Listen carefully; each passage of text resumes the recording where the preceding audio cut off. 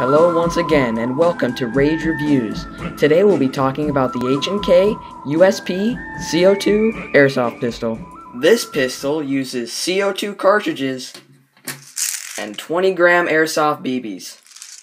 On the side here is the mag release. If you notice in the mag there's a huge hollow chamber, and that's where your CO2 container is going to go. But to get access into this chamber you're going to need a nice little hex wrench here, which is included with the gun.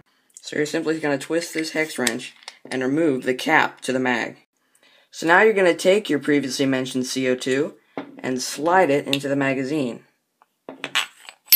Now that we have the CO2 inside the magazine, we can begin to fasten it back up again.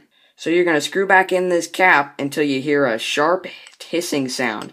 It's the seal of the CO2 container breaking. Inserting the CO2 container is the most time-consuming part of loading and reloading your gun. You're going to start loading in BBs. You're simply going to pull this back and drop the BBs in one by one. The magazine holds a total of 16 BBs at one time. Be careful, there is no spring lock on the magazine of this gun, so you'll have to load the BBs manually and be careful not to release the spring. Once you're finished loading, you can release the tension on the spring without worrying about BBs falling out. Then just simply load it into your gun. Once you're finished loading your gun and you're ready to start shooting, bring your safety down from safe to fire.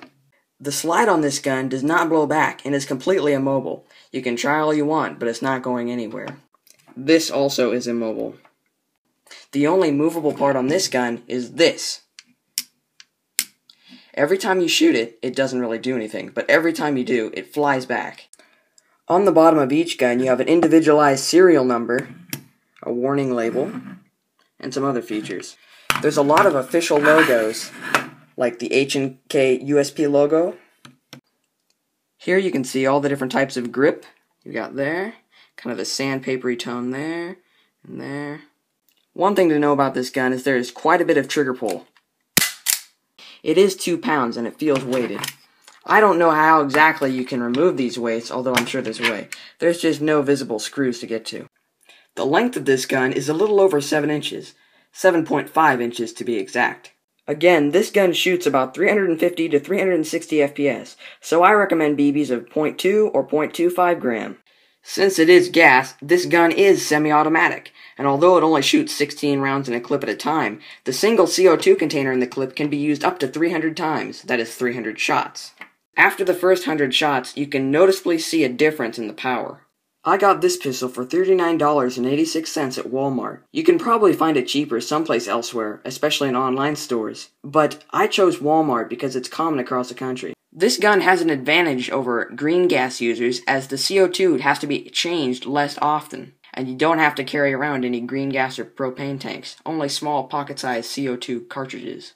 But in addition to the benefits of CO2, you also have to carry around a hex wrench to replace your CO2, which may be time-consuming. You can see there's dot sights on the front and back. Your standard sights, no rail, and there's no underside attachment for any sort of laser or other aim-assisted device. The body of this gun is entirely ABS plastic, but it does have a smoothbore steel barrel.